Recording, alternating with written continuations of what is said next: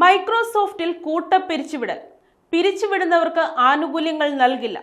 പ്രകടനത്തിന്റെ അടിസ്ഥാനത്തിൽ ജീവനക്കാരെ വെട്ടിക്കുറയ്ക്കുന്ന നടപടി തുടങ്ങി ടെക് ഭീമനായ മൈക്രോസോഫ്റ്റ്. കമ്പനിയുടെ മാനദണ്ഡങ്ങൾ പ്രകാരം മിനിമം പ്രകടനം കാഴ്ചവെക്കാത്തവരെ കൂട്ടത്തോടെ പിരിച്ചുവിട്ടു തുടങ്ങിയെന്നാണ് വിവരം.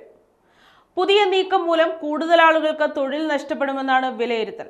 പിരിച്ചുവിടപ്പെട്ടവർക്ക് കമ്പനിയിൽ നിന്ന് പിരിഞ്ഞു പോകുന്ന സമയത്ത് നൽകുന്ന മറ്റു ആനുകൂല്യങ്ങളൊന്നും ലഭിക്കില്ലെന്നാണ് മൈക്രോസോഫ്റ്റ് ജീവനക്കാർക്ക് നൽകിയ കത്തിൽ പറയുന്നത്. മൈക്രോസോഫ്റ്റിന്റെ വിവിധ ഭാഗങ്ങളിലെ കൂട്ടപ്പിരിച്ചുവിടലിന്റെ ഭാഗമായാണ് ഈ നടപടി. പിരിച്ചുവിടപ്പെട്ടവർ ഭാവിയിൽ വീണ്ടും മൈക്രോസോഫ്റ്റിൽ തന്നെ ജോലിക്ക് അപേക്ഷിച്ചാൽ അവരുടെ മുൻ പ്രകടനങ്ങൾ വിലയിരുത്തിയാകും നിയമനം.